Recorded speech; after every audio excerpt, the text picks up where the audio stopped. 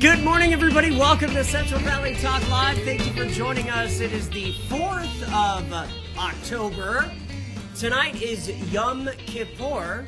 So for all of our Jewish friends, happy Rosh Hashanah. That was, of course, last week. And Yom Kippur is the Day of Atonement.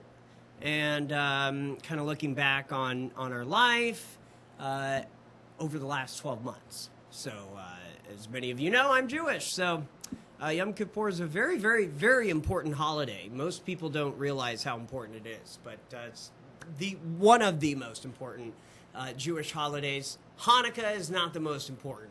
Hanukkah is like the least important. But Frank Morganti is with me, and we are going to have another fantastic talk. Frank, good to see you again. How you been? I've been doing good. And Austin, for all the Jewish holidays, Mazel Tov. Mazel Tov. Yes. I'm not Jewish myself, but I enjoy good matzo ball soup. Yeah. I love good matzo ball soup. I don't think they're in I would doubt if anywhere in Fresno you could find good matzo ball soup. You'd have to go to like San Francisco or LA for that. You're going to have to go out to New York City. We're going to have to take a trip and find good Jewish food in New York. Now you're in Minneapolis, St. Paul area. Is there some good Jewish food there? I haven't thought of it. Actually, there is. There's a deli over in St. Paul called Cecil's Deli. They've been there forever. And back in the day, they got a lot of business. We used to have a Ford Motor Company plant many, many years ago. And, sadly, it's gone now. But it's over in the Highland Park neighborhood of the city of St. Paul. And I've had their sandwiches. It's been ages since I've been over there, but they do wonderful work. Well, maybe. So if you're ever in the Twin Cities, check out Cecil's Deli. They're very good. Maybe you got to go there tonight for dinner. Exactly. Okay, so now Frank is our resident fashion expert, and but more specifically, men's fashion clothing. Think suits and all that good stuff. Frank, can you give everybody, for our viewers that haven't seen you before, just a quick recap of your career? Yeah, so generally I talk about classic clothing for men. And when I was on last time, I talked about the difference between made-to-measure clothing and full bespoke clothing, otherwise known as full custom. Today I wanted to talk a little bit about accessories, otherwise known as furnishings. And there's a lot of different accessories out there. There's watches, there's pens, there's braces, otherwise known as suspenders, like what I'm wearing. And what I wanted to do is I just kind of wanted to focus on two of my favorites. That really pop out. And those would be, pocket squares like what I'm wearing and cufflinks. And, they're seen but not talked about a whole lot. And what I was going to do is I was going to start talking about the pocket squares today. And without getting too derogatory, and I think you'll get the joke when I say these two simple words, I'm just going to come out and say it. Size matters. And here's what I'm going with size.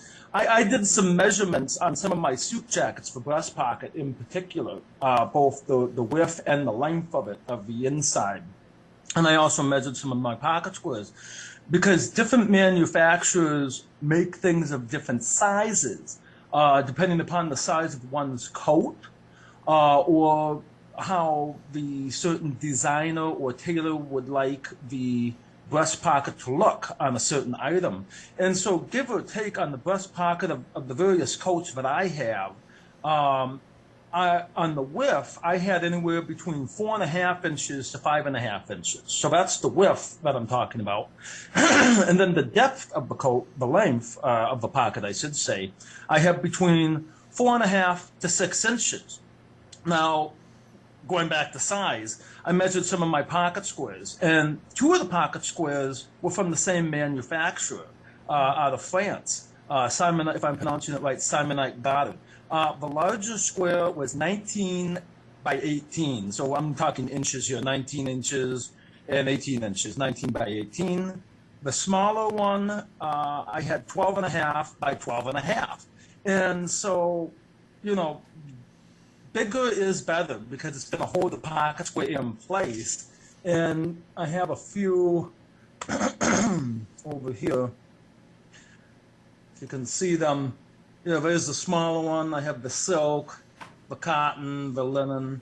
And so obviously, the bigger ones are going to hold better in the smaller pockets. Now, when you have that bigger pocket square, that bigger coat pocket like I was talking about, 5.5 by 6 inches in some cases, you're going to need a good sized pocket square to fill it out. And for those situations where you have a smaller pocket square, and sometimes it doesn't even have to deal with the size, but sometimes the silkier squares tend to move around a lot. I was given this as a gift a while back, a pocket square holder, and it works, especially with the silk ones. It's kind of like a coin purse or a coin wallet. It holds it in place like that. When you put the pocket square, you can position it and slide it in. And the pocket square holder, I took a measurement at its width. It was 3.5 inches, at its length 4.5. So now going back to that 6-inch pocket, sometimes you might need to build that up with the pocket square holder. So what I've done is taken like a piece of paper towel, folded it down, made a little rectangle out of it, put that at the bottom, and that keeps it holding it up. And whether one wears a tie or not, you'll always want to wear a pocket square. And what's nice about it is it adds that nice little finishing touch. It's kind of like the cherry on top of the sundae. And you don't want to match the pocket square directly with the tie. So for instance, today I'm wearing a tie with some blue and purple in it. And then I did the pocket squares. I just kept it simple, white with a purple border, a simple purple border on it. But typically, like if you're doing a striped tie with various colors in it, you can do a check or a paisley square with similar colors to it. So the key is contrast. Now let's just say you want to go tieless. All bets are off. You can kind of correspond it with the shirt. You don't want to match it perfectly, but let's just say you're wearing a solid blue shirt with a brown and tan check jacket. You could do a nice burgundy and navy paisley pocket square, that type of thing.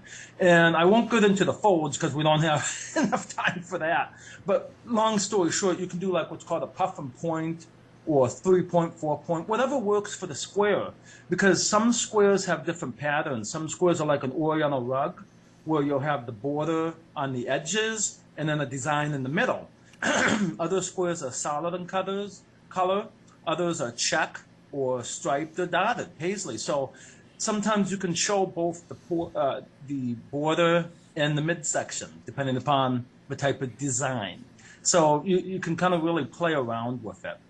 And they're just a really nice, like I said, they're just a really nice touch. They add that dash of color.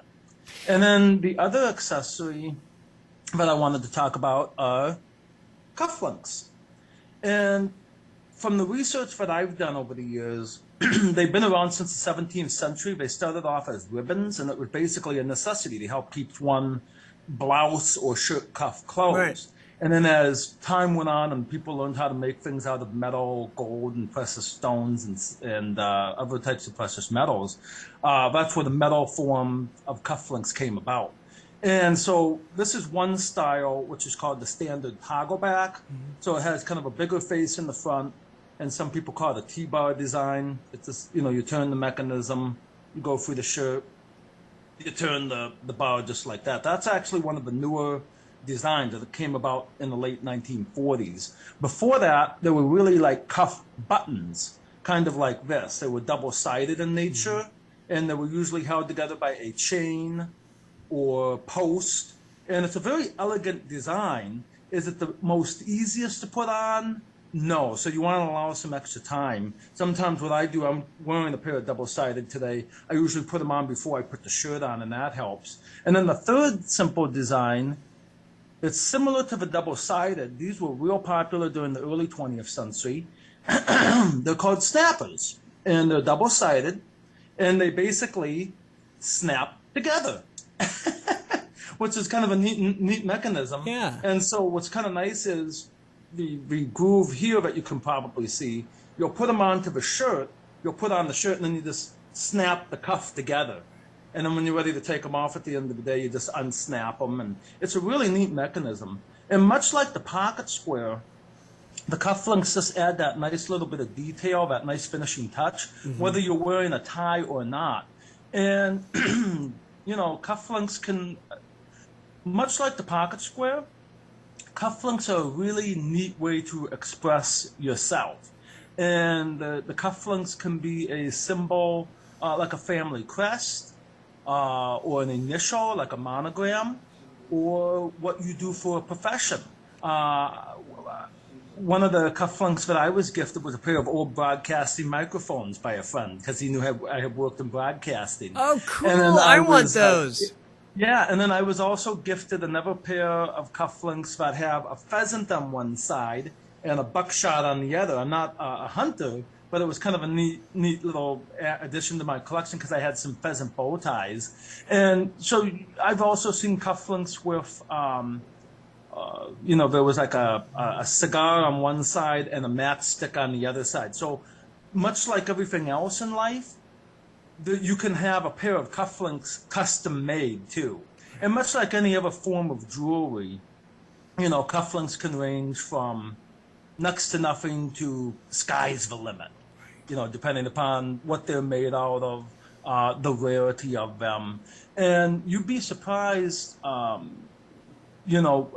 much, again, I don't have the time to go into it, but I've heard stories over the year where cufflinks have been involved, and they were given to gifts from various people, famous, infamous, and it's just kind of a neat little accessory because it's something, especially like in your business where you're a news anchor, where you have that full-out shot, you'll see the anchor sitting there, you'll see a suit, shirt, and tie, and definitely the pocket square, but sometimes you'll see his hand at the desk, and he'll be like, I think he's wearing a pair of cufflinks. Yeah. And sometimes, including myself, because I always like it, I'll be, kind of like, okay, can I see those? And Right. Yeah. You're looking into it. It's always kind of neat too when a television show or a movie, because they're not talked about very much with cufflinks, when they zoom in and talk about them, because cufflinks really have a rich and long history.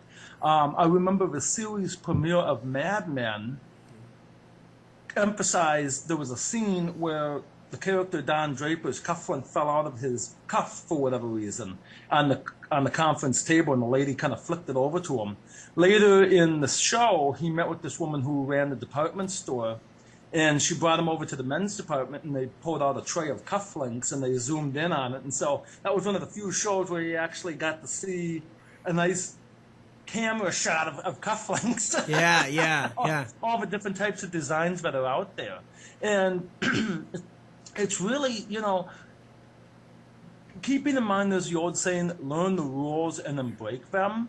So what you want to keep in mind is for pocket squares and cufflinks, know what the occasion is and dress for that occasion. So if it's just a simple everyday occasion, work, or just a social event, have fun with it. If it's a more conservative occasion, wedding, funeral, job interview, for attorneys, court cases, that type of thing, keep it simple and elegant. That's the way to do it. It's just that nice little extra touch, but it shows that it's a balance. It shows that you care about the details, but it also shows that you care about the event as well. Yeah. So for instance, you don't want to be an attorney with 5-pound cufflinks on your wrist, Right, yeah. Gotta be popping out. Yeah. Well, I've got. And I see you bought some squares too. Yes, and I am a collector of pocket squares. I love these. Yes. Big fan. I try to do, very different, bunch of different colors, kind of what you were talking about. Obviously, I'm not wearing a suit right now, but as all my viewers know, for Central Valley Talk, I'm more kind of chill, just a nice little shirt, and then when it's real serious for the news, I put the suit on. So, but Frank, thank you for coming on today. Your insight is absolutely incredible, and we really appreciate you spending your Tuesday with us. Yes, it was great to speak with you. And if anybody's here in the Twin Cities, I work at Millburn Clothiers in St. Paul, and We have some wonderful pocket squares and cufflinks at our little shop. Yeah, and Central Valley Talk, we're worldwide, so you may have some people coming to visit you at the store today. All right, take care. It's good to see you, Austin. Bye, Frank. You're the best. I'm Austin Breed. We'll be right back. Thanks for joining us, everybody.